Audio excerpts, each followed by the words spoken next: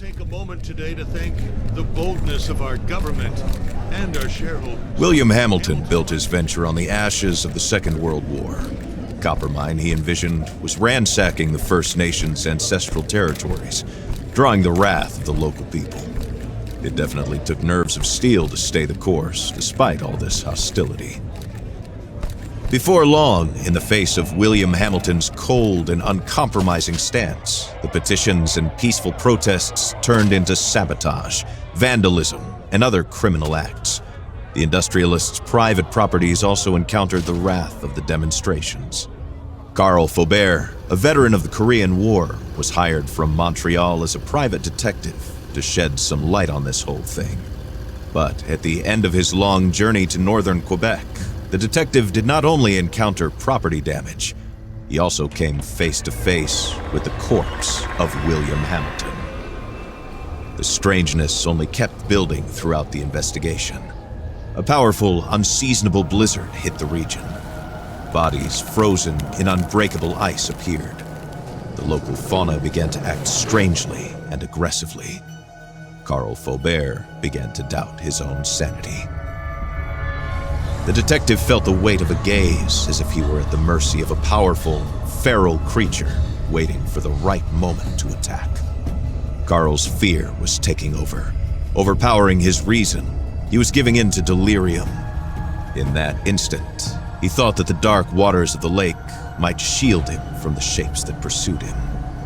From there, he had a renewed hope in civilization, or whatever was left of it.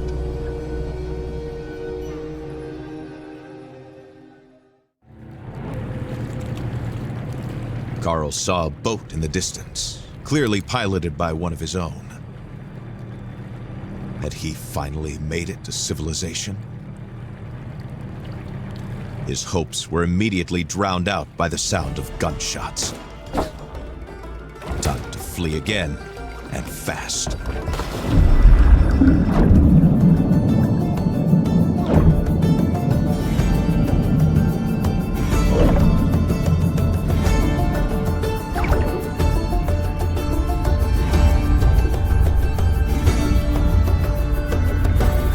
Carl swam without a thought, yet each stroke was desperate. The icy water and his wounds made him feel weaker and weaker. He had to get to shore.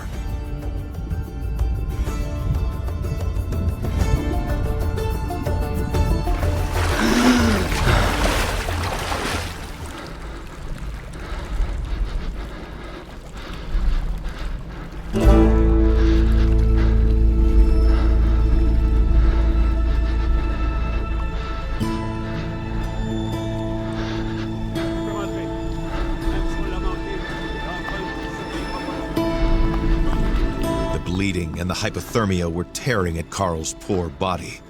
When he finally saw a light in the distance, he was filled with a faint sense of hope. Could it be a refuge?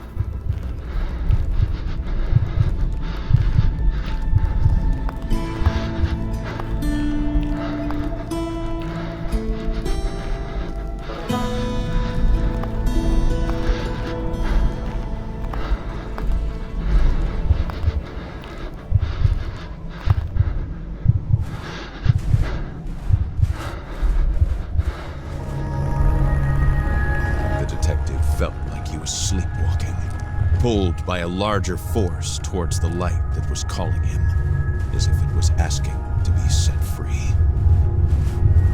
The stone that resonated in the room must have been one of the fragments HMC had been seeking. If he isolated it, Carl hoped he might come to his senses. The pulse of the stone invaded Carl's mind, and he felt a strange